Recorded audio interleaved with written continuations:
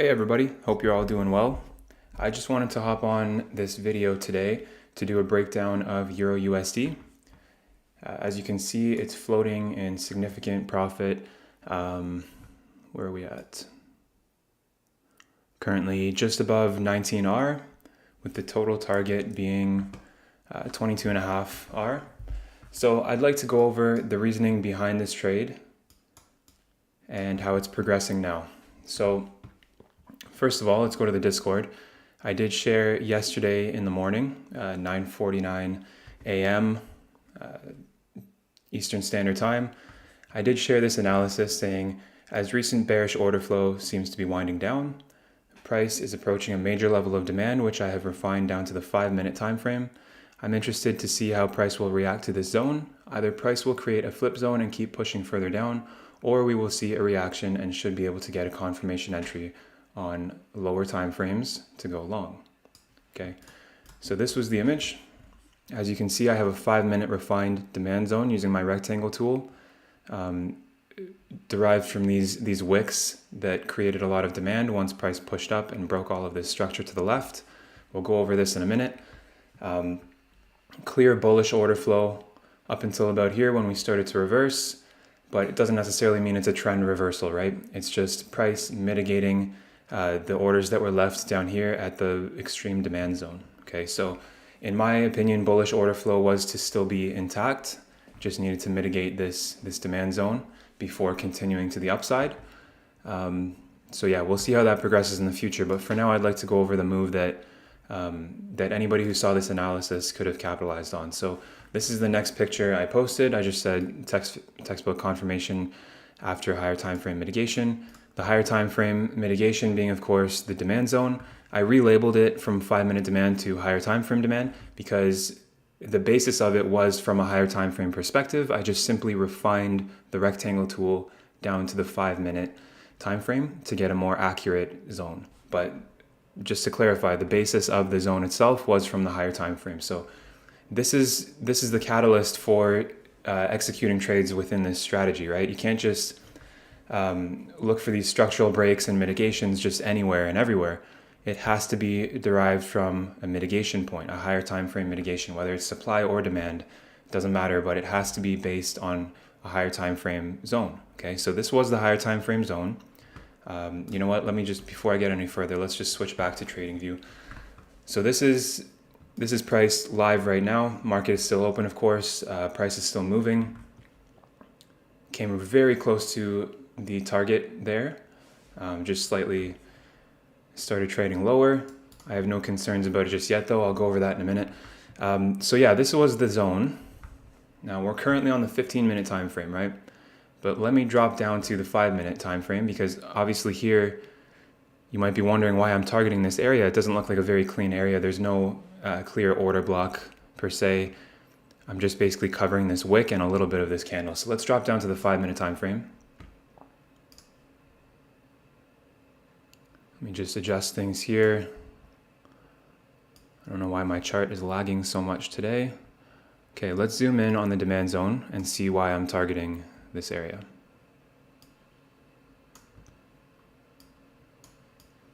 Okay, so there you have it. Let me move this away for a second so it's more clear. There we go. So it's this small bearish candle right here, the one that occurred right before this impulsive move to the upside.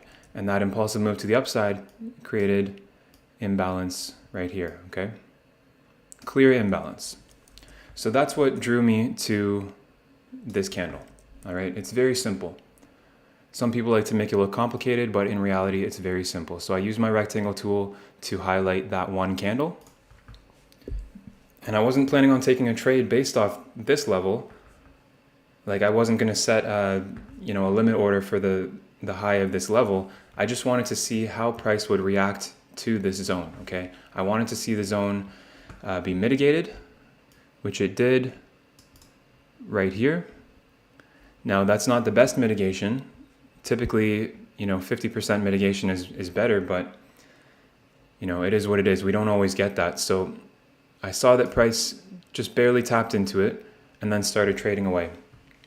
Now I put this line here with the dollar sign symbolizing liquidity because, you know, at the current time that I was looking at my chart, we were making these relative equal highs right about here, which creates double top liquidity, right? People would be looking to go short from there and to continue the bearish order flow to the left.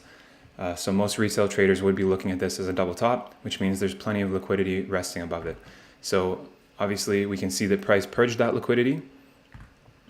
And after making that purge, we start retracing back to the downside, but only towards this demand level. And that's why I highlighted this demand level. So let me just clean this up a bit, move that out of the way, move this out of the way. So like I said, this bearish candle right before the bullish move to the upside that cleared liquidity, that is why this candle was significant to me. Oops. Right, that's why this candle was significant to me. Clear bullish engulfing candle too. The bullish candle completely engulfed that bearish candle and then continued momentum to the upside. So I was looking at this as an entry. Let's move that back over. My entry box is the, what's it called? The GAN box. I just have it modified so it's just like this. You could use the Fibonacci tool as well if you'd like and just keep the 50% level on. It's kind of the same thing. I just find this to be a little bit cleaner. Anyways, I typically look for 50% entry, and that's exactly what happened here. And I just want to zoom in on this a little bit more to show the accuracy, because it's actually phenomenal. As you can see, we just wicked in with that little indecisional candle right there and just barely got into drawdown. Barely, barely, barely. So beautiful, beautiful entry. No complaints there. And from that point on, price just absolutely exploded to the upside, which was expected, but I didn't know it would happen this quickly. Most of it happened while I was sleeping during London session. But as you can see, you know, more equal highs created here. Price eventually broke structure again, clear bullish order flow, broke structure again. You know, we came back down significantly but didn't create new lows. Price then traded higher and broke structure again, and so on and so forth. So current price action. Sorry guys, I don't know why my chart is being so weird today. I must have too much going on my computer because it's very slow. Anyways, current price action. Ignore these supply levels to the left. These were just little reaction points that I had mapped out just to see how price would behave when we reach those levels. We'll delete those for now. The main target is this supply zone up here. Reason being,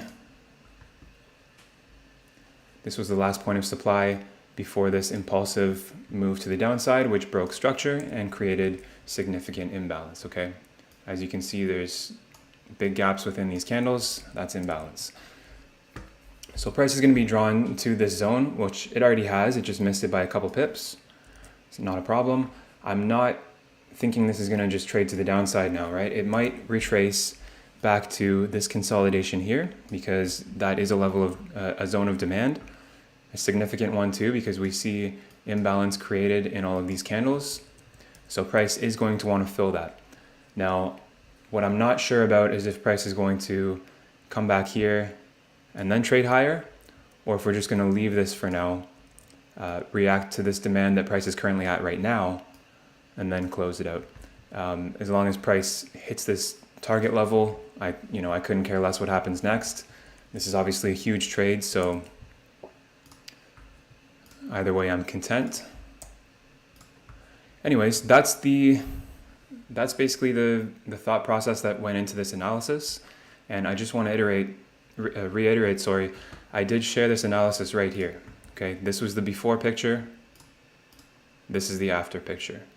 So if you can imagine taking this trade, 22.5R on a 100K funded account, you can do the math, right? Risking 1% capital, you could take a couple months off if you wanted to after a trade like this. So the power of this strategy is truly insurmountable. And I'm doing this breakdown just so you guys can see how this can truly be utilized. So I just want to clarify one more time. You can't just take these trades anywhere and everywhere. It doesn't work like that. You'll just take loss after loss after loss after loss. You can't just stick to the 5-minute time frame and the 1-minute time frame and trade only based on that. It just won't work long term. That's not a long-term strategy. It has to be anchored to a higher time frame, such as the 1 hour, the 4 hour, the daily, the weekly. I rarely use the weekly and the daily. Typically my highest time frame is the 4 hour, but that's just me personally. The point is, your analysis must be anchored to a higher time frame. Okay, so this was the higher time frame level that I was anticipating to be mitigated, and I didn't take a trade just off of this level. I wanted to see how price reacted to this level, because we could have, where's my brush tool? We could have seen price react from it here. Oops, my bad. Yeah, we could have seen price react from it here, but then create a flip zone like that, right? Breaking the demand zone, coming back up to mitigate this supply, and then trading lower from there, continuing bearish order flow. So that's what could have happened, right? And that's why I wanted to see how price reacted to this area. And I took a chance by targeting this candle here. Okay, so this is clearly the riskier way to do a confirmation trade, because this is the first step of the confirmation model. Technically, the second step would be the second break of structure, right? So this, although I have it mapped out as liquidity, this is a break of structure, minor break, but still a break. This level would have represented the full confirmation, okay? So it did eventually break structure, but everything that happened here was just very, very, very messy. I don't want to even look at that, to be honest. I'm sure on the 1-minute time frame, you could have got an entry here based on this demand, but again, I'm not even looking at that right now. The point is, yes, I did take a risk here. If you're not comfortable entering off the first move and you prefer the second move, at least, target the first move, but maybe half the risk you normally put on the trade, right? So instead of 1%, you can do 0.5%, because it's worth the chance of getting into the move, right? Because in this scenario especially, I don't see a very clean entry upon the full confirmation model. But there was obviously a very clean entry based on the first step of the confirmation model. So it is worth it to enter off the first step depending on the situation.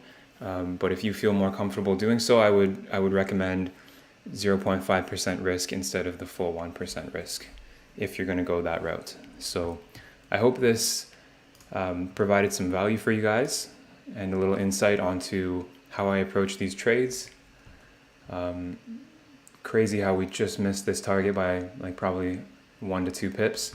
However, another thing that adds confluence to me that this take profit is eventually going to be hit is that these are very equal highs right here as well, which represents, you guessed it, liquidity sitting on top. Because this is a double top formation, we know that that's a retail pattern and it's bound to get violated at some point in time.